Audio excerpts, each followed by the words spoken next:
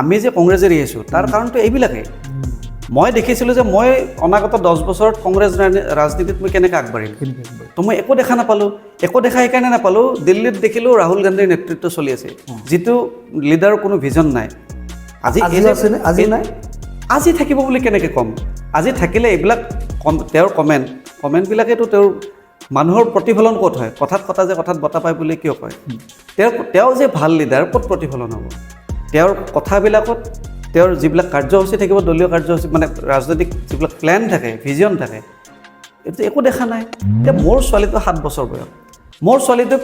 তাইৰ পৰীক্ষা চলি আছে কাৰণে মই সাহিত্য সভাত নিব নোৱাৰিলোঁ তো তাইক যদি মই লৈ গ'লোঁ হয় মই যোৱাকালি বা যোৱা পৰহি সাহিত্য সভাত লৈ গ'লে তাই মোক 7 বছৰীয়া ছোৱালী বুজি নাপায় তাই মোক সুধিলে পাপা এখন কি দেউতা এখন কি মই ক'লোঁ এখন সাহিত্য সভা তাই সাহিত্য সভাত কি দেখিলে এখন মঞ্চ দেখিলে তাত গান বাজনা চলি আছে গধূলি গ'লে গান বাজনা সাহিত্য সভাৰ চৰ্চা ক'ত হৈছে প্ৰিয়ংকা ভৰালী লাইভ প্ৰবীণ বৰুৱা লাইভ যদি প্ৰিয়ংকা ভৰালী লাইভটো যদি সাহিত্য সভা তেতিয়াহ'লে আৰু মোৰ ক'ব লগা সঁচাই নাই সাহিত্য সভাৰ পেজত প্ৰিয়ংকা ভৰালী লাইভ চলে খানাৰ বাতৰি গৈছে কেইটা থালিত খানা বনিছে সেইটো লাইভ গৈছে সেইটোৱে যদি সাহিত্য সভা তেতিয়াহ'লে মই সঁচাই একো নকওঁ ভৱিষ্যতে কাম কৰি থকা মানুহক তেওঁৰ অজ্ঞাতে তেওঁক মাতি আনি পুৰস্কৃত কৰাৰ উদাহৰণ বিজেপিত হাজাৰটা আছে আৰু কংগ্ৰেছত এটাও নাই বুলি ক'লে ভুল নহয় কাৰণ তাত চব মানে এই যে কেঁচি ৰাজনীতি কয় ন কংগ্ৰেছত সেইটোৱে সক্ৰিয় মানে তুমি উঠিবা নহয় তোমাক গুৰিতে কাটি দিব আৰু তুমি যিটো লবিৰ লিডাৰৰ লগত থাকিবা তেওঁ বচাব নোৱাৰে কিয় তেওঁ মানে নিজৰ পলিটিকেল কেৰিয়াৰটোক বচোৱাৰ কাৰণে শত্ৰুকেইটাৰ কথাত মিলি যায়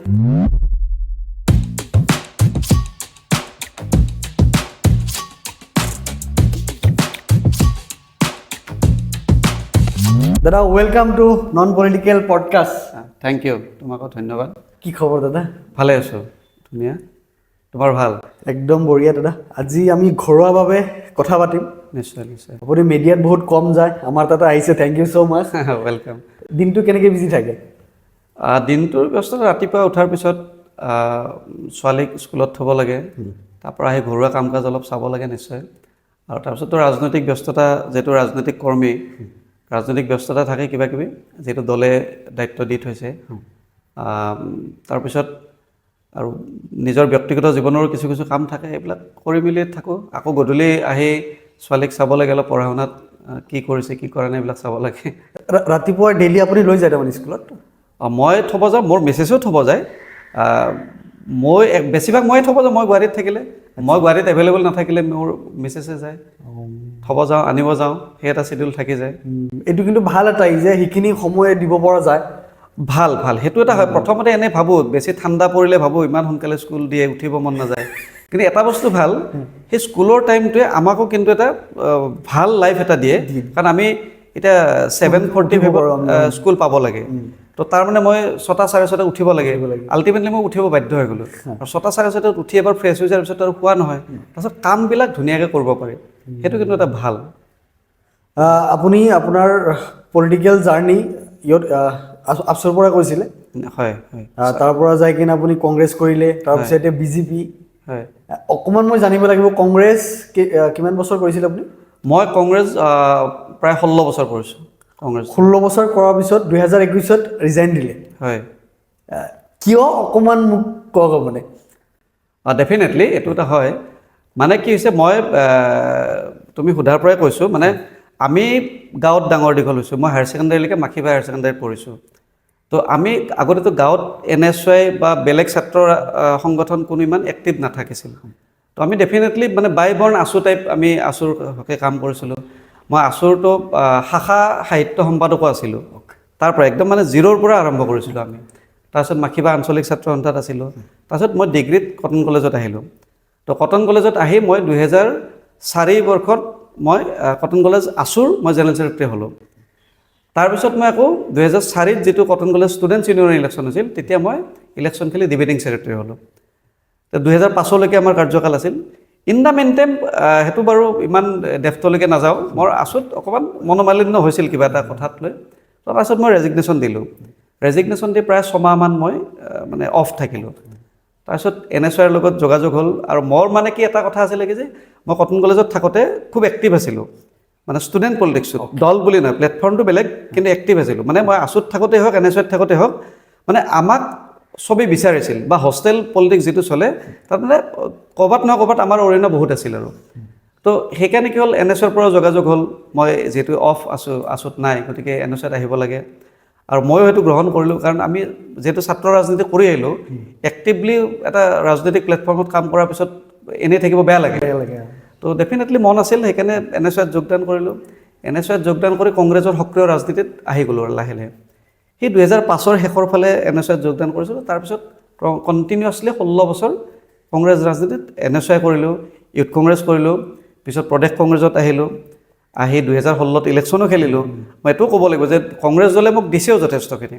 কংগ্ৰেছ দলটোৰ প্ৰতি মোৰ একো হেৰি নাই আক্ষেপ নাই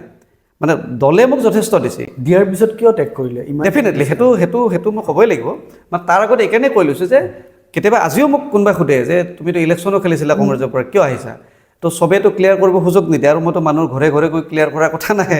গতিকে কথাটো এইটো যে কংগ্ৰেছ দলৰ প্ৰতি মোৰ সেই কৃতজ্ঞতাও আছে কাৰণ মোৰ নিচিনা বয়সত মই 2016ত যেতিয়া ইলেকশ্যন খেলিছোঁ মোৰ তেতিয়া 32 ইয়াৰ্ছ 32 ইয়াৰ্ছত মোৰ কোনো ফেমিলি বেকগ্ৰাউণ্ড নাই যাৰ কাৰণে মোক কোনোবাই চিনি পায় মোৰ দেউতা মা দুইটাই হাজিৰা কৰি আমাক ডাঙৰ দীঘল কৰিছিল আমাৰ গাঁৱত একো কংগ্ৰেছৰ পৰিৱেশে নাছিল তাৰপিছত মই কংগ্ৰেছ কৰি কংগ্ৰেছৰ টিকট পাইছোঁ এইটো মোৰ কাৰণে এটা ডাঙৰ সৌভাগ্য আৰু দলে এইটোও হয় যে দলে মোক এনেই দিয়া নাই দলে দিয়াৰ কাৰণে মই আজীৱন কৃতজ্ঞ হৈ থাকিম কিন্তু দলে মোক এনেই দিয়া নাছিলে কাম কৰিছে মই যথেষ্ট ছাৰ্ভিচ দিছিলোঁ আজিও আপুনি কংগ্ৰেছৰ যিমানখিনি মেইন ষ্ট্ৰীম লিডাৰ আছে চবকে সোধক শৈলেন কলিতাৰ কথা নিচিনা মানুহ হয়তো নোলাব আৰু বৰঞ্চ বিজেপিত আছোঁ কাৰণে গালি পাৰাক বাদ দি ব্যক্তিগতভাৱে কিন্তু কংগ্ৰেছ লাইফত মই যি কৰিছোঁ তাৰ কাৰণে গালি পাৰা মানুহ কিন্তু এটাও নোলাব চাগে দলীয়ভাৱে শত্ৰুতা আছে ডেফিনেটলি ক'ব বেয়াকৈ সেইটো বেলেগ কথা কিন্তু আমি ছাৰ্ভিচ দিছিলোঁ ডেডিকেটেডলি ছাৰ্ভিচ দিছিলোঁ বহু বছৰ ছাৰ্ভিচ দিছোঁ তাৰ বিনিময়ত দলে মোক এটা স্বীকৃতি দিছে এইটোত কৃতজ্ঞ যে দলে মোক কম বয়সত স্বীকৃতি দিছে তো তাৰপিছতো আহিছোঁ এইটো ডেফিনেটলি এটা ডাঙৰ কথা মোৰো আক্ষেপ আছে মই তুমি বিশ্বাস কৰিবা মই যিদিনাখন ৰেজিগনেশ্যন লেটাৰখন লিখিছিলোঁ ডেফিনেটলি মোৰ বিজেপি দলৰ লগত কথা বতৰা হৈছিলে হয় মই ৰেজিগনেশ্যন লেটাৰখন এসপ্তাহমান আগতে লিখি থৈছিলোঁ চহী কৰা নাছিলোঁ কিন্তু ডেট আৰু চহীটো দিয়া নাছিলোঁ যিদিনাখন চহী কৰিছিলোঁ তোমাৰ বিশ্বাস কৰিব টান লাগিব মোৰ চকু পানী ওলাই ৰেজিগনেশ্যনত পৰিছিল তাতে বেয়া লাগিছিল যথেষ্ট কাৰণ ইমান বছৰ ডেডিকেটেডলি কৰি আহিছিলোঁ কিন্তু সেই বেয়া লগাৰ কাৰণ বহুত আছিল কিয় অকণমান জানিব সেইটোৱে মানে কি হ'ল কংগ্ৰেছ দলত মই লাষ্ট বহু বছৰ 16ত ইলেকশ্যন খেলাৰ পিছত হাৰিলোঁ হাৰাৰ পিছত মই ডে টু ডে অবজাৰ্ভ কৰি আছিলোঁ যে মই কি কৰিম হাৰি নিজক এনালাইচিছ কৰিছোঁ মই কিয় হাৰিছোঁ দলীয়ভাৱে এনালাইচিছ কৰিছোঁ তাত কাৰণ বহুতকেইটা আছিল এটা হ'ল কি লিডাৰশ্বিপ ক্ৰাইচিছ আছিল কংগ্ৰেছত তো লিডাৰশ্বিপ ক্ৰাইচিছটো বহুত ছাইড আছিল ষ্টেট পলিটিক্সতো আছিল নেশ্যনেল পলিটিক্সতো আছিলে তেতিয়া নেশ্যনেল পলিটিক্সটো এক্টিভলি ৰাহুল গান্ধীয়ে কণ্ট্ৰল কৰি আছিল তেওঁ AICCৰ প্ৰেচিডেণ্ট হৈছিল তো AICCৰ প্ৰেচিডেণ্ট হৈ ৰাহুল গান্ধী ডাঙৰে নেতৃত্বত আমি 2019ৰ লোকসভা আমি নিৰ্বাচন খেলিছোঁ মানে আমি দলক ছাৰ্ভিচ দিছোঁ তেতিয়া চূড়ান্ত বিপৰ্যয় হ'ল তো তেতিয়া মই আৰু এটা কথা এডিশ্যনেলি কৈ থওঁ মানে মোৰ দলটোত কিমানখিনি স্পষ্টবাদিতা আছিল এটা চিম্পলি এটা কৈ দিছোঁ 2019ৰ নিৰ্বাচনৰ পিছত যেতিয়া লোকসভা নিৰ্বাচনৰ পৰ্যালোচনা হৈছিল যে ৰাজীৱ ভৱনত হৈছিল মই তেতিয়া অফিচ বেৰাৰ ষ্টেট ছেক্ৰেটাৰী মই কংগ্ৰেছৰ তো আমি এক্টিভলি লাগো আৰু 2000 লোকসভা ইলেকশ্যনৰ আগে যিটো পঞ্চায়ত ইলেকশ্যন হৈছিলে পঞ্চায়ত ইলেকশ্যন মেনিফেষ্টোৰ মই কো-কনভেনাৰ আছিলোঁ গোটেই মেনিফেষ্টোখন মই লিখিছিলোঁ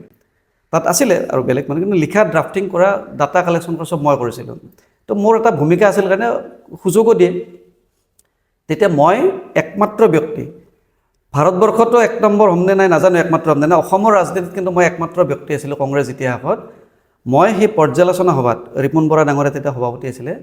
মই পৰ্যালোচনা সভাত থিয় হৈ এটা বক্তব্য দিছিলোঁ যে কংগ্ৰেছ দলে যদি ভৱিষ্যতে আমি শক্তিশালীভাৱে আগুৱাব লাগে কংগ্ৰেছ দলে যদি নিৰ্বাচনত জয়ৰ সম্ভাৱনা দেখিব লাগে তেতিয়াহ'লে ৰাহুল গান্ধী ডাঙৰীয়াক কংগ্ৰেছ সভাপতিৰ পৰা আঁতৰিব দি এজন বেলেগ য়ং লিডাৰক জ্যোতিৰাদিত্য সিন্ধিয়া বা শচীন পাইলট মই এই দুজনৰ নামেই কৈছিলোঁ এনেকুৱা য়ং লিডাৰক কংগ্ৰেছ সভাপতিৰ দায়িত্ব দিব লাগে আৰু এইটো মই শৈলেন কলিতা প্ৰদেশ কংগ্ৰেছৰ সম্পাদক হিচাপে এটা প্ৰস্তাৱ দিলোঁ এই প্ৰস্তাৱটো দিল্লীলৈকে যাব লাগে যে অসমৰ পৰ্যালোচনা সভাত শৈলেন কলিতা নামৰ এজন সম্পাদকে ৰাহুল গান্ধীৰ সভাপতিৰ পদত্যাগ বিচাৰিছে তাৰ পৰিৱৰ্তে শচীন পাইলট বা জ্যোতিৰাদিত্য সিন্ধিয়াৰ নিচিনা এগৰাকী ব্যক্তিক সভাপতি দিব লাগে বুলি প্ৰস্তাৱ এটা দিব লাগে ৰাজীৱ ভৱনত হাহাকাৰ লাগি গৈছিল এই কথাটো মোক ধমকি পৰ্যন্ত দিছে মানে বেয়াকৈ নহয় হাই শৈলেন তুমি বহা এইবিলাক কথা কিয় ক'বা তুমি মই কৈছোঁ প্ৰস্তাৱটো মোৰ নামত লিখক মই প্ৰস্তাৱ দিছোঁ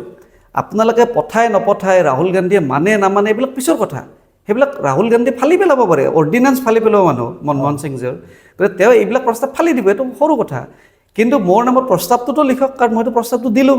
আপোনালোকে দেখিলে শুনিলে, প্ৰস্তাৱটো লিখক, নিলিখিলে প্ৰস্তাৱটো। কিন্তু মই কৈছোঁ কি যে মই সেই সৎ সাহসেৰেও কিন্তু কংগ্ৰেছ কৰি আহিছিলোঁ। কিন্তু এইটোৱে কথা যে কংগ্ৰেছত এই হাইকমাণ্ড লিডাৰ্ছটো, হাইকমাণ্ড হওক, হাইকমাণ্ড বিজেপিতো থাকিব, চব দলতে থাকিব। হাইকমাণ্ড বিজেপিত হাইকমাণ্ড কোন?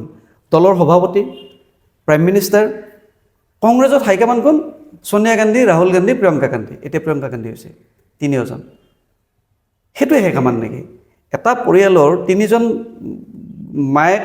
ল'ৰা আৰু ছোৱালী, তিনিটা মুৰব্বী আছে কাৰণে তেওঁলোক তিনিটা হাইকমাণ্ড। মল্লিকাৰ্জুন খাৰ্গে কোনোবাই হাইকমাণ্ড হৈ পালে জানো কংগ্ৰেছত? নাই পোৱা নহয়। তো এই বস্তুটো যে লিডাৰশ্বিপ ক্ৰাইচিছ, ৰাহুল গান্ধী ডাঙৰীৰ একো ভিজন নাই। এতিয়া কথাটো তুমি কোৱা, মই 32 ইয়াৰ্ছ বয়সত মই নিৰ্বাচন খেলিলোঁ, ঠিক আছে। তাৰপিছত মই 5 বছৰ থাকিলোঁ দলত, 37 হ'ল। মই ভাবিম নে নাই মই ভৱিষ্যতে কি কৰিম? মই এজন সক্ৰিয় ৰাজনৈতিক কৰ্মী, মইতো মোৰ জীৱনটো চাম নহয়। মই চাম যে মই পাটাচাৰকুছি সমষ্টিত নিৰ্বাচন খেলিছিলোঁ, মই চাম যে পাটাচাৰকুছিৰ সমষ্টিত নিৰ্বাচন ভৱিষ্যতে মই খেলিলে মই জিকিব পাৰিম নে নাই। জিকিব পাৰিলে মই কোন দলৰ পৰা ইলেকশ্যন খেলিলে জিকিম। মই কংগ্ৰেছত আছোঁ যে মই কংগ্ৰেছ দলত থাকিলে জিকিব পাৰিম নে নাই, সেইটো ডেফিনেটলি মোৰ এটা ব্যক্তিগত অবজাৰভেশ্যন থাকিব। কোনোবাই ভাল পাইছে বেয়া পাইছে এইটো বেলেগ, মই ইলেকশ্যন খেলিম, মই লাইফটো ছেক্ৰিফাইচ কৰিম, গতিকে মইতো চামেই নহয়, হয় নে নহয়? তো সেইটো এটা প্ৰথম কথা। 2 নম্বৰ কথা যে মই কংগ্ৰেছ দলটোত আছোঁ, মই কংগ্ৰেছ দলত থাকি কংগ্ৰেছ দলৰ ভৱিষ্যত কি, কংগ্ৰেছ দলে আমাক কি দিব পাৰিছে বা কি দিব পাৰিব। এবাৰ টিকট দিছে, তাৰ কাৰণে গোটেই জীৱন কৃতজ্ঞ হৈ থাকিম। কিন্তু এবাৰ টিকট দিলে কাৰণে যে মই গোটেই জীৱনটো এৰি দিম, ধ্বংস কৰি দিম, সেইটোতো নহয়। ৰাহুল গান্ধীয়ে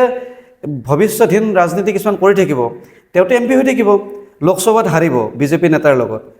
কি কৰিব? ৰাজ্যসভাত কোনোবা নহয় কোনোবা ষ্টেটতো ইমানখিনি MLA থাকিব য'ত ৰাহুল গান্ধীক ৰাজ্যসভাৰ MP বনাই আনিব। প্ৰিয়ংকা গান্ধীক কোনোবা ৰাজস্থান বা কোনোবা এখন ষ্টেটৰ পৰা, তেলেংগানা কোনোবা এখন ষ্টেটৰ পৰা আকৌ MP বনাই আনিব অহাবাৰ হাৰিলে। সোনিয়া গান্ধীয়ে ক'ব মোৰ বয়স হৈছে মই নেখেলোঁ। কিন্তু ৰাহুল গান্ধী, প্ৰিয়ংকা গান্ধীতো জীৱনভৰ MLA MP হৈ থাকিব। কিন্তু আমি কি কৰিম? অসমত আমি কি কংগ্ৰেছ কৰিম? 5টা লিডাৰ 5টা লবি, 10টা লিডাৰ 10টা লবি। 100% কিন্তু এইটো 100% সঁচা। আজি তুমি চোৱা, আজি যিকেইজন, মই কাৰো নাম নলওঁ, আজি যিকেইজন জ্যেষ্ঠ নেতাই কংগ্ৰেছ দলক ঘূৰি ধৰি আছে, কংগ্ৰেছ সভাপতি, CLP লিডাৰ, ডেপুটি লিডাৰ, প্ৰাক্তন সভাপতি, সাংসদ, মই কাৰো নাম কোৱা নাই দেই, চবৰে এটা এটা লিডাৰ। আৰু ইমানে ডেঞ্জাৰাছ লবি, এইটো লবিৰ লগত যদি সেইটো লবিৰ মানুহ, মানে তুমি যদি A লবিৰ পৰা যদি B লবিত গৈছা তুমি চেছ। তুমি যদি A লবিত ষ্ট্ৰংলি আছা তেতিয়াহ'লে B, C, D, E লবিৰ মানুহকেইটাই লগ হৈ পাতিব, শত্ৰু মিলি যায়তো। তুমি A লবিৰ ধৰা লবিত আছা, তোমাক সেই B, C, D, E গোটেইকেইটা লবি লগ হৈ যাব, এণ্টি লবিকেইটা লগে ক'ব এই চৈলেনক বেম্বু দিব লাগিল, ই বৰ A লবিৰ লগত আছে ন, ইয়াৰ ৰাজনীতি শেষ কৰিব লাগিল। বেছি কিন্তু মই এনে পাৰ্চনেলি বহুত মানুহক লগ পাওঁ, এই কথাটো বহুত মানুহে কৈ থাকে যে এইটো কিন্তু বিজেপিত কম হয়, বাট ইমান নহয়। ডেফিনেটলি চোৱা, ৰাজনীতিত কিছুমান বস্তু থাকি যায় হা, মই নাথাকে বুলি কোৱাটো হয়তো ভুল হ'ব, কিন্তু বিজেপিত এইটো 99% নাই বুলি ক'লে ভুল কোৱা নহ'ব। 1% কাৰোবাৰ কেতিয়াবা কপাল বেয়া থাকে, ক'ৰবাত ইফাল সিফাল হৈ যায়, সেইটো বেলেগ বস্তু, মই অস্বীকাৰ নকৰোঁ। কিন্তু মই আজিৰ তাৰিখত বিজেপিৰ এজন সক্ৰিয় কাৰ্যকৰ্তা হিচাপে প্ৰায় 4 বছৰে হ'ব এতিয়া, এই দলটোত মই 4 বছৰে যিমান ডেডিকেটেডলি ছাৰ্ভিচ দিছোঁ। আমাৰ প্লেটফৰ্ম বদলিব পাৰে কিন্তু ডেডিকেশ্যন নবদলে। কংগ্ৰেছত আছিলোঁ, জীৱনভৰ কংগ্ৰেছৰ নামতে ডেডিকেশ্যন দিলোঁ। বিজেপিত আছোঁ, এতিয়া কংগ্ৰেছ ৰাজনীতি কি আমি নাজানো, এতিয়া বিজেপিৰ হৈ কাম কৰিছোঁ, আৰু বিজেপি দলকো সেইটো কৃতজ্ঞতা মই আজিও দিম। বিজেপি দলে আমাক এই 3.5 বছৰীয়া কাৰ্যকালটোত যথেষ্ট দিলে। মই বিজেপিত অহাৰ এবছৰ নহওঁতে মোক ৰাজ্যিক সামাজিক মাধ্যমৰ সহ আহ্বায়কৰ দায়িত্ব দিছে। বিজেপিৰ ছ'চিয়েল মিডিয়াৰ গোটেই ভাৰতজুৰি এটা নাম আছে। 2014 চনৰ পৰা যিটো ছ'চিয়েল মিডিয়াৰ ইম্পৰ্টেঞ্চ, সেইটো বিজেপিৰ দিনতে সৃষ্টি হৈছে, মানুহৰ এটা আলোড়ন হৈছে। সেই ছ'চিয়েল মিডিয়াত মোক সহ আহ্বায়ক দায়িত্ব দিছে, মই কৃতজ্ঞ। তাৰপিছত মোক মেঘালয় নিৰ্বাচনৰ দায়িত্ব দিছিল, এটা সমষ্টিৰ মোক তত্ত্বাৱধায়ক হিচাপে দায়িত্ব দিছিল। তাত প্ৰায় 3 মাহ মই কাম কৰি আছোঁ খুব ডেডিকেটেডলি। তাত একেবাৰে জিৰ' অৱস্থাৰ পৰা আমি কিছু উঠাই আনিছোঁ, মোৰ অৰিহণা নহয়, আমি ডেডিকেটেডলি কাম কৰিছিলোঁ, টিম ৱৰ্ক কৰিছিলোঁ, যাৰ কাৰণে তাত ৰিজাল্ট আহিছিলে। তাৰপিছত মোক মিজোৰাম ইলেকশ্যনত মোক দায়িত্ব দিছিলে। এই দায়িত্ববিলাকতো এনেই দিয়া নাই, ক'ৰবাত মেঘালয় ইলেকশ্যনত হয়তো ক'ৰবাত অকণমান মোক কাম কৰা দেখিছে দলে, মিজোৰাম ইলেকশ্যনত দায়িত্ব দিছে। মিজোৰাম ইলেকশ্যন শেষ হৈছে, লোকসভা ইলেকশ্যন আহিলে 24-ৰ।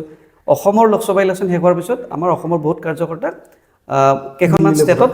বেলেগ বেলেগ লোকসভা ইলেকশ্যন য'ত লাষ্ট ফেজলৈকে ইলেকশ্যন আছে তাত দায়িত্ব দিছিলে মোক তাৰপিছত ৱেষ্ট বেংগলৰ বাঁকুৰা বুলি লোকসভা য'ত এজন MOS আছিলে চেণ্ট্ৰেল মিনিষ্টাৰ আছিলে ডক্টৰ সুভাষ চৰকাৰ তেখেতৰ সমষ্টিত মোক দায়িত্ব দিছিলে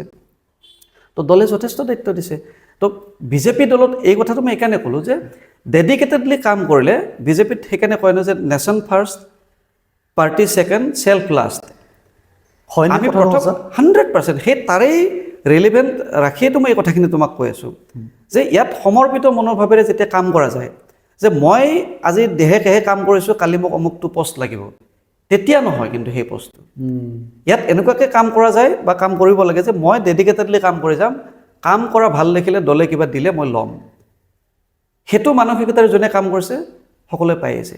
আৰু ইয়াত কিন্তু ইয়াতে মই সুধিব লাগিব আপুনি যিটো ক'লে নেশ্যন ফাৰ্ষ্ট পিছত আমাৰ নিজৰখিনি আমি নিজে শেষত আমি মানে আমি কিন্তু বহুত লিডাৰেও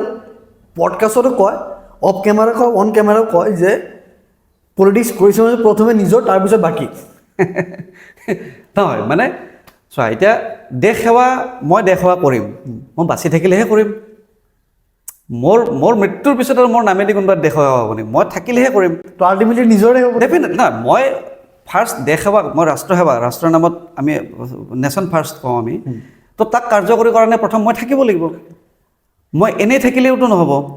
মই বিজেপি দলত আছোঁ তাৰমানে মই বিজেপি ৰাজনীতিত সক্ৰিয় হৈ থাকিব লাগিল সক্ৰিয় হৈ থকাৰ কাৰণে মই কাম কৰিব লাগিল কাম কৰিলে এতিয়া মই বিজেপি দলত আছোঁ মই বিজেপিৰ হকে কাম কৰি আছোঁ মইতো আৰু কোনেও গম নোপোৱাকৈ কাম কৰি থাকিলেতো কামত নাহিব মই হয়তো মোৰ এতিয়া মই সদ্যহতে বাৰু গুৱাহাটীত মানে থাকোঁ মোৰ ব্যৱসায়িক বা মোৰ ঘৰুৱা বা ৰাজনৈতিক কৰ্তব্যৰ খাতিৰত মই গুৱাহাটীত থাকোঁ কিন্তু মোৰ ঘৰ টিহু মাখিভাত এতিয়া মই গুৱাহাটীত আছোঁ মই পাঞ্জাবাৰীত থাকোঁ মোৰ বুথটোত যদি মই কোনো গম নোপোৱাকৈ কাম কৰি থাকোঁ সেইটো এটা কাম কিন্তু মই যদি অকল মোৰ যদি স্বাৰ্থটো এনেকুৱা যে মই বিজেপিয়ে কৰিম কিন্তু মই কাকো জানিব নিদিওঁ তেতিয়াহ'লে বেলেগ কথা কিন্তু মই দলৰ হৈ কাম কৰিম মই দলৰ লগত সম্পৃক্ত হৈ কাম কৰিম মই দলক জনাম আৰু আমি হ'লোঁ কি আকাংক্ষাটো থাকিবই লাগিব ৰাজনীতি কৰিলে উচ্চাকাংক্ষাটো বেলেগ বস্তু আকাংক্ষাটো বেলেগ বস্তু উচ্চাকাংক্ষা কালি যদি মই অসমৰ মুখ্যমন্ত্ৰী হ'ব বিচাৰে এইটো ভুল উচ্চাকাংক্ষা এটা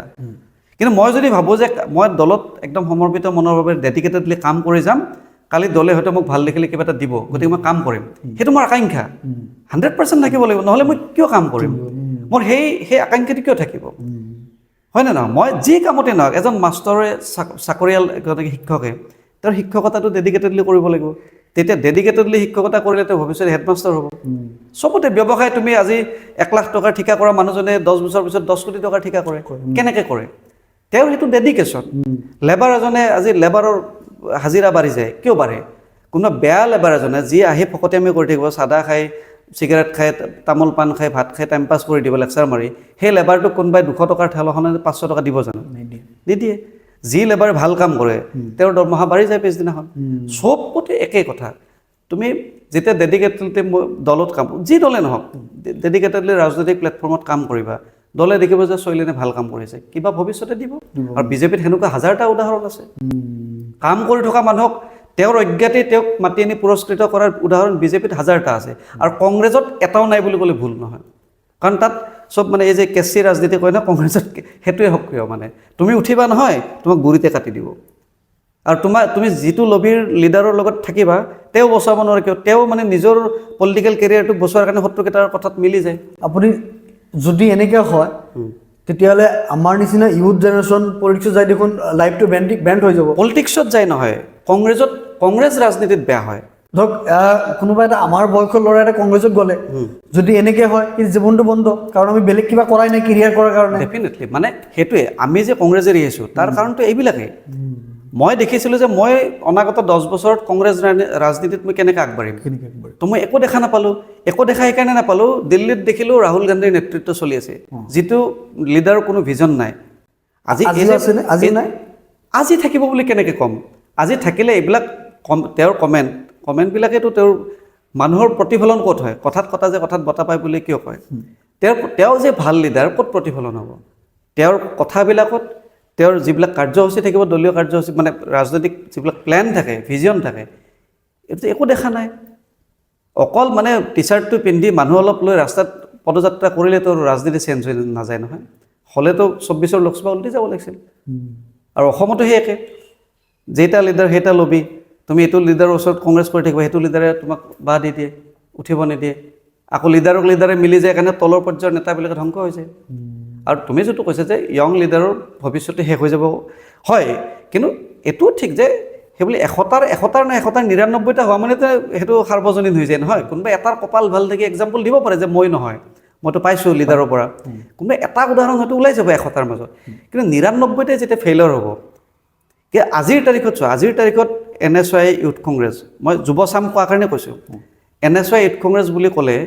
কেইটা ভাল ল'ৰা আছে মই যিখিনিক আছে বেয়া বুলি কোৱা নাই দেই মই ৰিপিট কৰিছোঁ যিখিনি লিডাৰশ্বিপত আছে NSY ইউথ কংগ্ৰেছ মই বেয়া বুলি ক'ব খোজা নাই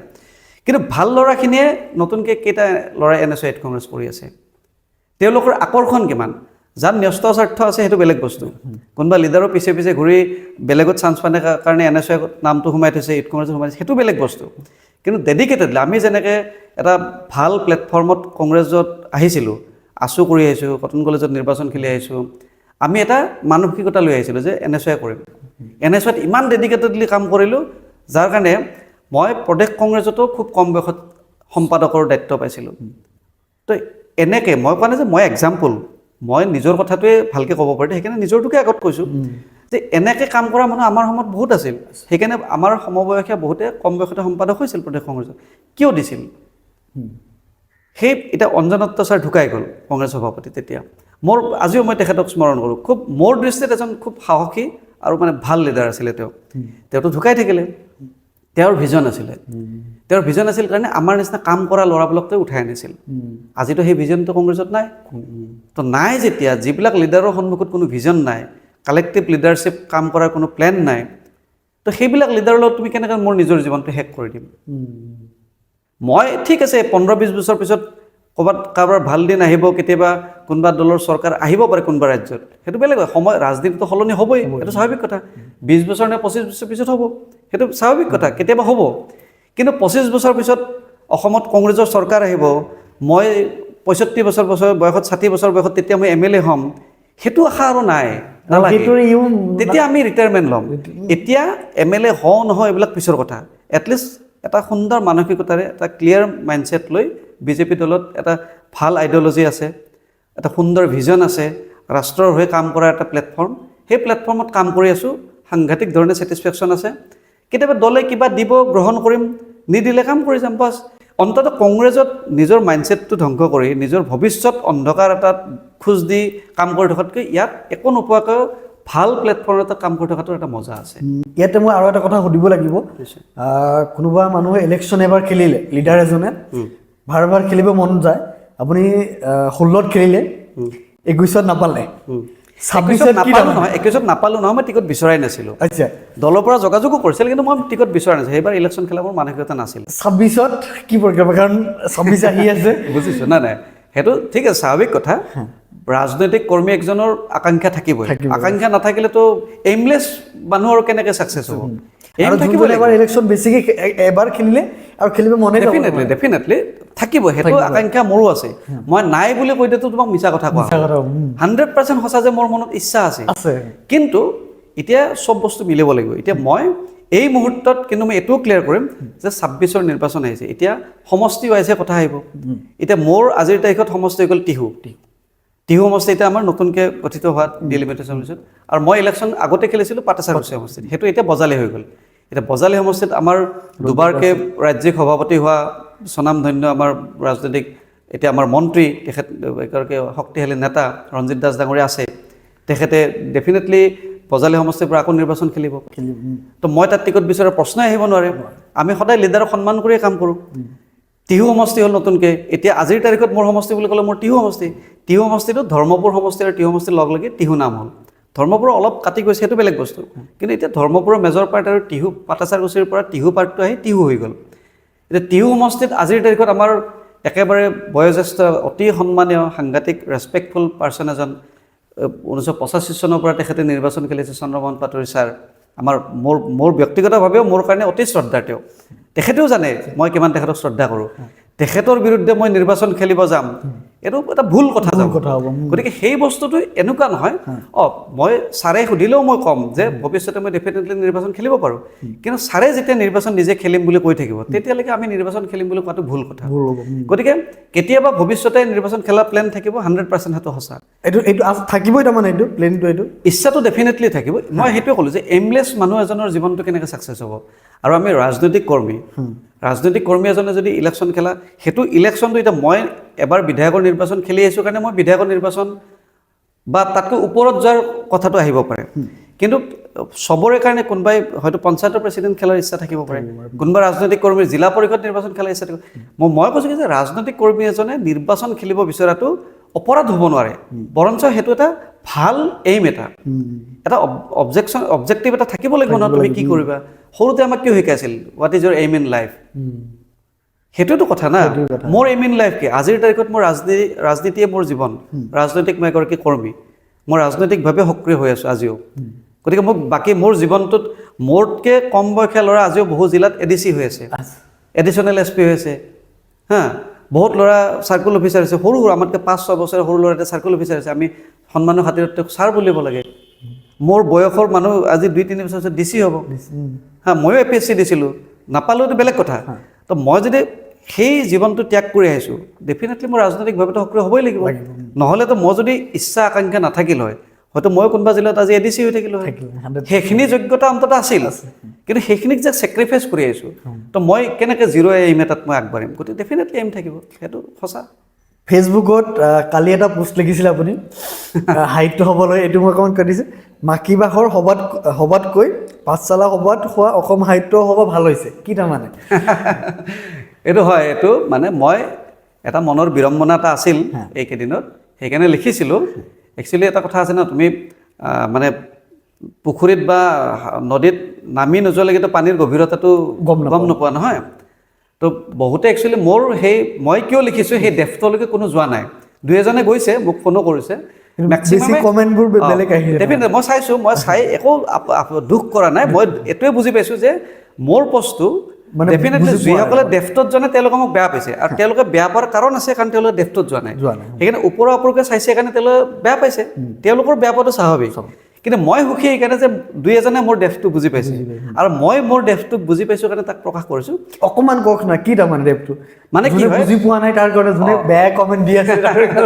ডেফিনেটলি মানে কি হৈছে এইটো এই যি 2 লাইন লিখিছোঁ মই ইয়াত কোনো সাহিত্য সভাৰ বিষয়ববীয়াৰ প্ৰতি মোৰ আক্ষেপ বা বেয়া ভাৱ বা পাঠশালাত হোৱা অৰ্গেনাইজিং কমিটিৰ প্ৰতি কোনো ধৰণৰ ক্ৰিটিচাইজিম নহয় এইটো মোৰ এটা আফচোচ কি আছে মই 2 দিন গৈছোঁ সাহিত্য সভাত পাঠশালা সাহিত্য সভাত মই 2 দিন গৈছোঁ প্ৰথম দিনাখন গৈছিলোঁ আৰু সমদল হোৱাৰ দিনাখন ৰবিবাৰে মই লাষ্ট ৰবিবাৰে মই গৈছিলোঁ তৃতীয় দিনা ঠিক আছে মই প্ৰথম দিনা বাৰু মই টিম ৱৰ্কত গৈছিলোঁ টিমৰ লগত গৈছিলোঁ কাৰণে বেছি তাত ইনভলভ হ'ব পৰা নাছিলোঁ থাৰ্ড ডে মই যেতিয়া গৈছোঁ মই সাহিত্য সভাখন অনুধাৱন কৰাৰ কাৰণেই গৈছিলোঁ মই প্ৰায় 4 ঘণ্টা আছোঁ মোৰ লগত 2-4জন আছিল চবেই জানে এই কথাখিনি আৰু আমি এইখিনি বহিঃপ্ৰকাশ সিদিনাখনেই পাতি আহিছোঁ কালি লিখিছোঁ শেষ হোৱাৰ কাৰণে শেষ হোৱাৰ আগত মই লিখিব মোৰো বেয়া লাগিছিল কিয় লিখিছোঁ মই 2 লাইন কৈ দিছোঁ সাহিত্য সভা বুলি ক'লে আমি কি বুজোঁ আমি পদ্মনাথ গোহাঁই বৰুৱাৰ পৰা আমি সৰুতে এইবিলাকতো পঢ়ি আহিছিলোঁ আমিতো এতিয়া মনত নাই সাহিত্য সভাৰ বহুত সভাপতিৰ নামটো আমি মুখস্থ কৰিছিলোঁ সেইসকল চিৰনমস্য ব্যক্তি যিসকলে সাহিত্য সভাৰ সভাপতি আছিল সেই তেতিয়াৰ অসম সাহিত্য সভা যিটো আৱেগ যিটো মানুহৰ আকাংক্ষা সেইটো আজিৰ তাৰিখত বহুখিনি কমি আছে সেইটো বৰ এটা বহুতখিনি কাৰণ লগা এটা কাৰণ মোৰ বিড়ম্বনাটো এইটো ঘৰৰ কাষত সাহিত্য সভা হৈছে এটা সাংঘাতিক আৱেগ আছিল লগ বন্ধু বহুতো সুধি আছোঁ মই বাৰু আকৌ ৰাজনৈতিক ব্যস্ততাত মাজতে দিল্লী গৈছিলোঁ দিল্লীত থাকোঁতেও বহুত কেইজন বন্ধু সুধি আছোঁ কি চলি আছে কেনেকুৱা প্ৰিপেৰেশ্যন ফটো চাওঁ ভিডিঅ' চাওঁ চব চাই থাকোঁ লাইক কৰোঁ শ্বেয়াৰ কৰোঁ চব কৰি আছোঁ আৱেগ এটা আছে নিজৰ ঘৰৰ জেগাত সাহিত্য সভা হৈছে দুখ এইকাৰণে পালোঁ যে নিজৰ ঘৰত সাহিত্য সভাখন কেনেকৈ হৈ আছে আমি সাহিত্য সভা মই মাখিবাৰ সভাখন মানে অলমষ্ট অসম বিখ্যাত সভা এখন সভাখন আমাৰ এটা আৱেগ আছে বহুতে লিখিছে যে মাখিবাৰ সভা এটা আৱেগ হয় মোৰো আৱেগ লিখাখিনিৰ যিমান আৱেগ তাতকৈ বেছি আৱেগ মোৰো আছে আমি মাখিবাৰ সভাত আমি সৰুতে ভলেণ্টিয়াৰ হৈ আহিছোঁ নিজৰ গাঁৱৰ সভা এখন তাত হাজাৰ টোটেলতো লাখ মানুহ হয় 8-10 দিনীয়া সভাখন হয় লাখ মানুহৰ তাত সমাগম হয় কিয় হয় সাহিত্য সভাখন এখন মোটামুটিকৈ এটা ধৰ্মীয় অনুষ্ঠান কিন্তু লগত মেলা এখন হয় তাত বিভিন্ন চাৰ্কাছ আহে থিয়েটাৰ আহে এই চকা টকা এইবিলাক ঘূৰা আগতে মাখিবাৰ সভা আগতে এইবিলাক এই ঠাণ্ডি মুণ্ডা কিবা কিবি এইবিলাক এই লটাৰী চটাৰী এইবিলাক আছে আজিকালি বন্ধ কৰিলে বাৰু সেইবিলাক কিন্তু এখন ডাঙৰ মেলা জিলাপিৰ দোকান মিঠাইৰ দোকান ঘুগুনিৰ মানে দোকান গোটেইখিনি চাহৰ থাকে দোকান তাৰমানে। চব মিলে কাপোৰৰ দোকান সীমা সংখ্যা নোহোৱা কাঁহৰ বাচন বৰ্তন বিভিন্ন ধৰণৰ সামগ্ৰীৰ দোকান পাহাৰ মিলি এখন ডাঙৰ মেলা এখন লগত তাত ধৰ্মীয় অনুষ্ঠান তাত খোলা গান থাকে খোলা নাটক থাকে ঢুলীয়া থাকে হা যিটো বস্তু অন্য কিছু জেগাত নাথাকে তো মাখিবাৰ সভাখন বিভিন্ন প্ৰক্ৰিয়াৰ লগ লাগি এখন ডাঙৰ সভা এখন এক প্ৰকাৰে মেলা বুলি ক'ব পাৰি মানে এইবিলাক বস্তু থাকে কাৰণে প্ৰকাণ্ড ফিল্ড এখনত হয় সীমা সংখ্যা নোহোৱা মানুহ হয় সাহিত্য সভাখনো এইবাৰ মই প্ৰায় তেনেকুৱাই দেখিলোঁ ছেম নহয় অলপ ডিফাৰেণ্ট আছে কি যে তাত এখন গ্ৰন্থমেলা আছে তাত বাণিজ্য মেলাখনৰ নামটো সলনি কৰি এইবাৰ এখন বিজ্ঞান মেলা পাতিলে যিটো প্ৰথমবাৰৰ কাৰণে বহুত ভাল পদক্ষেপ হ'ল কিন্তু লগত বাণিজ্য মেলা নামাইদি নাথাকিলেও তাততো দোকান পাহাৰ বহুত আহিছে মই যে 4 ঘণ্টা আছোঁ মই অবজাৰ্ভ কৰিলোঁ মানুহ ক'ত গৈছে হয় বিজ্ঞান মেলাত ভিৰ হৈছে বুক ফেয়াৰত ভিৰ হৈছে কিন্তু সমানতকৈ বেছি ভিৰ এই কাপোৰৰ দোকান ঘুগুনিৰ দোকানত হৈছে হা আচ্ছা সেইটো এটা মোৰ ফাৰ্ষ্ট অবজাৰ্ভেশ্যন 2 নম্বৰ অবজাৰ্ভেশ্যন মই প্ৰায় 40 মিনিট সময় মই বুক ফেয়াৰৰ সন্মুখত আমি 4জন লগ বন্ধুৱে লগ লাগি গেটৰ সন্মুখত ৰখি আছোঁ কিয় জানানে আমি ৰখিছোঁ যে মই হিচাপ কৰিম কেইজন মানুহে কিতাপ কিনে বাহিৰত ওলায় বহুতে কৈছে কোটি টকাৰ কিতাপ বিক্ৰী হৈছে হয়তো মই নাজানো মইতো কাকো সুধিব যোৱা নাই কিন্তু মই যে 40 মিনিট গেটত ৰখি আছিলোঁ গ্ৰন্থমেলাৰ বাহিৰত প্ৰায় 3000 মান মানুহ ওলাই আহিছে মই মানুহ গুনি থকা নাই মই কিতাপ লোৱা মানুহ চাই আছোঁ কিন্তু আধা ঘণ্টা 40 মিনিটত প্ৰায় 3000 3500 মানুহ ওলাই আহিছে ভিতৰৰ পৰা মই কিতাপ লোৱা মানুহ টোপোলা দেখিছোঁ মাত্ৰ 30জন নে 32জন মানুহৰ হাতত নাই দেখোন তাৰমানে সাহিত্য কেন্দ্ৰিক চেণ্টিমেণ্ট নহয় ভিতৰত যে গৈছে চবেই চেল্ফি উঠি আছে ঠিক আছে বিজ্ঞান মেলাত গৈছে বিজ্ঞান মেলাত প্ৰদৰ্শনী হৈছে ডেফিনেটলি মানুহে ভাল বস্তু হৈছে মই 100% এপ্ৰিচিয়েট কৰিছোঁ সেই কণ্টিনিউশ্যন নহ'ব লাগে বিজ্ঞান মেলাটো সাহিত্য সভাত সদায় হওক সেইটো মই কামনা কৰিম কিন্তু বিজ্ঞান মেলাটো সাহিত্য সভা হ'ব নোৱাৰে সাহিত্য সভাত কি হ'ব লাগিছিল মই তাৰ মাজত আকৌ কওঁ কটন কলেজৰ যিখিনি বন্ধু আমাৰ সমসাময়িক বয়সৰ সকলোৱে জানে কটন কলেজ নবীন গোট বুলি এটা সাহিত্য চৰ্চাৰ লগত জড়িত এটা সাংঘাতিক ধৰণৰ এটা গোট আছে আজিও আছে সেই কটন কলেজ নবীন গোট আৰু মই কটন কলেজ নবীন গোটৰ সাহিত্য সম্পাদক আছিলোঁ এবছৰ গতিকে মই সাহিত্যৰ লগত সাংঘাতিক ধৰণে জড়িত আছিলোঁ মই মুখপত্ৰখন নবীন গোটৰ মুখপত্ৰখন মই ওলাইছিলোঁ গতিকে মোৰ সাহিত্যৰ প্ৰতি সাংঘাতিক টান আছে তো সাহিত্য সভাত কি হ'ব লাগে মোৰ দৃষ্টিত তাত এতিয়া পাঠশালা সাহিত্য সভা বুলি মোৰ কথাটো অহা নাই সাহিত্য সভা বুলি আনিছোঁ এইবাৰ সাহিত্য সভাত মোৰ দৃষ্টিত মই নেদেখিলোঁ এখনো ভাল তাত এখন ছেমিনাৰ হৈছে সাহিত্যৰ ওপৰত গ্ৰন্থ ইনগ্ৰেশ্যন হৈছে কবিতা আবৃত্তি হৈছে কবিতা আবৃত্তিটোতো সাহিত্য চৰ্চা হ'ব নোৱাৰে হ'ব পাৰে এটা পাৰ্ট কি হ'ব লাগিছিল যে ওচৰৰ চুবুৰীয়াৰ কলেজবিলাকৰ ষ্টুডেণ্টখিনিক মাতিব লাগিছিল অপেন টু অল কৰিব লাগে কিন্তু এটলিষ্ট আয়োজক সমিতিয়ে ওচৰ চুবুৰীয়া কলেজবিলাকৰ ষ্টুডেণ্টখিনিক হাইস্কুল স্কুলৰ ষ্টুডেণ্টবিলাকক মাতি আনিব লাগিছিল নিমন্ত্ৰণ দি যে ৰবিবাৰে তোমালোক আহিবা এইকেইখন কলেজ সোমবাৰে এইকেইখন কলেজ বুলি মাতিব লাগিছিল মাতি কি কৰিব লাগিছিল বিখ্যাত গল্পকাৰ কবি এওঁলোকক মাতি কি কৰিছিল এটা ছেকশ্যনত দিব লাগিছিল যে আমি 5 মিনিটত এটা স্বৰচিত কবিতা তোমালোকে লিখি উলিওৱা সেইটো এটা কম্পিটিশ্যন হ'ব লাগিছিল এটা 1 মিনিটত আজিকালি খুব চৰ্চা হয় নাই বোলে 1 মিনিটৰ গল্প এইবিলাকতো লিখিত বিভিন্ন নেশ্যনেল এৱাৰ্ড পায় ইণ্টাৰনেশ্যনেল পৰ্যায়ত সাংঘাতিক চৰ্চা হয় 1 মিনিটৰ ভিডিঅ' চুটি ছবি হয় আজিকালি সেইবিলাকে বহুত ইম্পেক্ট দিয়ে কিন্তু মই কি বিচাৰোঁ যে 1 মিনিটত গল্প লিখা এটা কম্পিটিশ্যন হওক এজন বিখ্যাত গল্পকাৰৰ তত্ত্বাৱধানত হওক বা এনেকুৱা হ'ব লাগে সেইবিলাকো হওক লগতে কি হ'ব লাগে এই স্কুলৰ ল'ৰা ছোৱালীবিলাকৰ মাজত এখন ছেমিনাৰ হ'ব লাগে তাত বিশিষ্ট গল্পকাৰবিলাক আহক তেওঁলোকে কওক যে গল্প লিখিলে কেনেকৈ লিখিব লাগে 1000জন ল'ৰাইতো 1000টা থিমত গল্প লিখিব এজন বক্তাই ক'ব এজন বক্তাতে 1000টা থিম দিব নোৱাৰে তেওঁলোকে এটা কনচেপ্ট দিয়ক যে গল্প লিখিলে মই মনত এনেকৈ ভাবি ল'ব লাগে আমি এইবিলাক কাম নবীনত থাকোঁতে কৰিছিলোঁ কটন কলেজত থাকোঁতে আজিৰ পৰা 15-20 বছৰ আগত তো সাহিত্য সভাই কিন্তু এই কামটো এতিয়াও কৰা নাই আগতে কৰিছিল যদি নাজানে এইবাৰ কৰা নাই তো এই ল'ৰাবিলাক এতিয়া মোৰ ছোৱালীটো 7 বছৰ বয়স মোৰ ছোৱালীটোক তাইৰ পৰীক্ষা চলি আছে কাৰণে মই সাহিত্য সভাত নিব নোৱাৰিলোঁ তো তাইক যদি মই লৈ গ'লোঁ হয় মই যোৱাকালি বা যোৱা পৰহি সাহিত্য সভাত লৈ গ'লোঁ তাই মোক 7 বছৰীয়া ছোৱালী বুজি নাপায় তাই মোক সুধিলে পাপা এখন কি দেউতা এখন কি মই ক'লোঁ হয় এখন সাহিত্য সভা তাই সাহিত্য সভাত কি দেখিলে এখন মঞ্চ দেখিলে তাত গান বাজনা চলি আছে গধূলি গ'লে গান বাজনা হা সাহিত্য সভাৰ চৰ্চা ক'ত হৈছে প্ৰিয়ংকা ভৰালী লাইভ প্ৰবীণ বৰুৱা লাইভ যদি প্ৰিয়ংকা ভৰালী লাইভটো যদি সাহিত্য সভা তেতিয়াহ'লে আৰু মোৰ ক'ব লগা সঁচাই নাই সাহিত্য সভাৰ পেজত প্ৰিয়ংকা ভৰালী লাইভ চলে খানাৰ বাতৰি গৈছে কেইটা থালিত খানা বনিছে সেইটো লাইভ গৈছে সেইটোৱে যদি সাহিত্য সভা তেতিয়াহ'লে মই সঁচাই একো নকওঁ ভৱিষ্যতে মই যদি সাহিত্য সভাৰ যদি পাব্লিচিটি সেইটো বিষয়বস্তু যদি সেইটো তেতিয়াহ'লে ভৱিষ্যতে মই সঁচা সাহিত্য সভাৰ বিষয়ে একো নকওঁ। কিন্তু এতিয়া কম এইকাৰণে যে এতিয়া সেই আৱেগটো আছে, যে মোৰ ছোৱালীজনী যদি সুধিলে হয় তাই কি দেখিলে হয়, এইফালে খানা বনি আছে, কোনোবাই লাইভ কৰি আছে, এইফালে মানুহ লাখ লাখ মানুহৰ সমাগম, এইফালে গ্ৰন্থমেলা, সেইফালে বিজ্ঞান মেলা,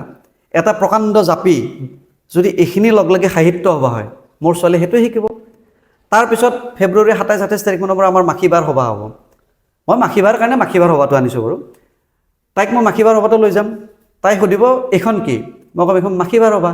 তাই কি দেখিব, সেই একেই মানুহ দেখিব, একেই দোকান দেখিব, ঘুগুনিৰ দোকান, কাপোৰৰ দোকান দেখিব, একেই, খালি নাটকখন আৰু চাৰ্কাছটো নেদেখিব, বাকীটো একে দেখিব। তেতিয়া তাই কি বুজিব, সাহিত্য সভা আৰু মাখিবাৰ সভাৰ ডিফাৰেঞ্চটো তাই কি বুজিব? আমি বুজি পামতো বেলেগ কথা, মোৰ ছোৱালীজনী কি বুজিব? পাঠশালাত হোৱা সপ্তদিনম সাহিত্য সভাই আমাৰ ভৱিষ্যত প্ৰজন্মৰ কাৰণে কি শিকাই গ'ল?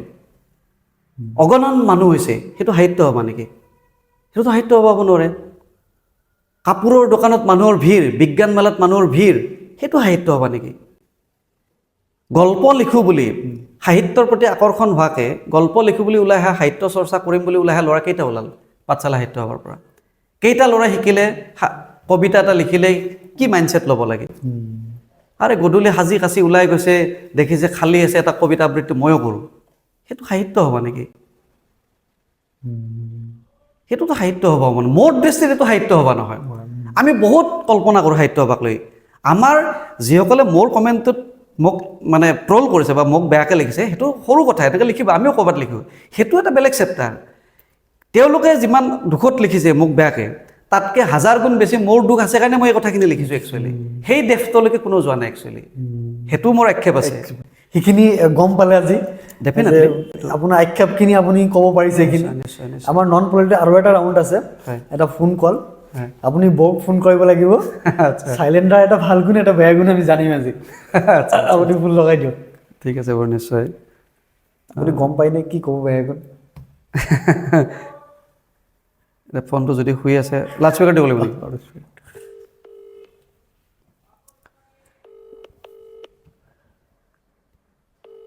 তুমি, মই এই বিকিৰ লগত নন পলিটিকেল পডকাষ্টত বহি আছোঁ। বিকিয়ে তোমাক কিবা এটা বোলে সুধিব মোৰ বিষয়ে, ৰ'বা ফোনটো লাউড স্পীকাৰ দিছোঁ। হেল্ল'। হয় দাদা, আমাৰ পডকাষ্টত বহিছে, নন পলিটিকেল পডকাষ্ট। দাদাৰ এটা ভাল গুণ, এটা বেয়া গুণ আপুনি ক'ব লাগে।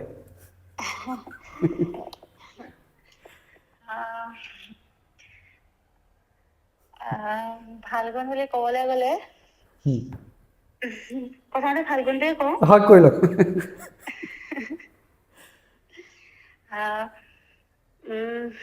মানে পতককে ক'বলৈ অকণমান হেৰি হৈছে, কি কওঁ কি নকওঁ তেনেকুৱা লাগিছে। ইমান দিন লগত আছে, ভাল গুণটো জানে ন? ভাল গুণ আছে, তেওঁ বহুতে ভাল গুণ আছে, তাৰ মাজত বেয়া গুণো আছে। এটা ভাল এটা বেয়া কওক, আগতে ভাল কৰি লওক। ভালটো হৈছে তেওঁ খুব কেয়াৰিং হয় চবৰে প্ৰতি, আৰু বেয়াটো হৈছে মাজে মাজে খুব খং উঠে। কেনেকুৱা ধৰণৰ খং? তাৰমানে খংটো তেওঁৰ খুব বেছি 5 পিচৰ কাৰণে। বাহ, তাৰপিছত নাই আকৌ? তাৰপিছত একো নাই, তাৰপিছত এনেকুৱা লাগে তেওঁ সম্পূৰ্ণ নৰ্মেল হৈ আছে। ঠিক আছে, থেংক ইউ। ঠিক আছে দিয়া। দাদা সঁচাকৈ বহুত কেয়াৰিং পাৰ্চন ন? সেইটো মই কেনেকৈ ক'ম? মোৰ কেয়াৰ কোনোবাই পাই যদি ফিল কৰে তেওঁলোকে ক'ব পাৰিব। আৰু খংটো কি 5 মিনিটৰ পিছত আকৌ নাইকিয়া হৈ যায়? কেনেকৈ খং এইটো আপোনাৰ? নাই মানে হেৰি, মই পাহৰিলোঁ, মই এটা ষ্টৰি পাইছিলোঁ। এই ফেচবুকে যথেষ্ট শিকায়ো দেই, বেয়া গুণৰ লগত ভাল গুণো শিকায়। মানে খংটো উঠে, এটাতো মই নিজে নিজক ভাল বুলি ভাবোঁ। মানে কি হয়, সচৰাচৰ এইটো এটা নেচাৰেল মানুহৰ গুণ, মানে কি যিবিলাক মানুহ অলপ চিধা টাইপৰ, বেছি তেৰাকৈ বেলেগৰ বিষয়ে নাভাবে, তেনেকুৱা মানুহৰ খংটো বেলেগে তেৰা কৰিলে অলপ পুটুককৈ উঠে। এই হজম মানে কি হয়, মই ভাল ভাবি আছোঁ ন, তুমি যদি মোক বেয়া ভাবিছা আৰু মই গম পাইছোঁ যে তুমি এনেই মোক বেয়া ভাবি আছা, তেতিয়া খং উঠে। বহুতে খংটো নকৰে, ডমিনেট কৰি থৈ দিয়ে, কিন্তু মোৰ উঠি যায় খংটো, আৰু মোৰ মানে পুটুককৈ মুখেৰে ওলাই যায় মানে খংবিলাক। সেইটো সঁচাকৈ মোৰ অলপ বেয়া গুণ, সেইটো মই জানো। কিন্তু এতিয়া মই খংটোক ডমিনেট কৰা বস্তু এটা মানে শিকিলোঁ। কি মাজত এটা ষ্টৰিত পালোঁ, মানে খং যেতিয়া উঠে, মানুহৰ খংটো উঠিলে বহিঃপ্ৰকাশটো হৈ যায়, মেক্সিমাম মানুহৰ বহিঃপ্ৰকাশ হৈ যায়, মোৰো হয়।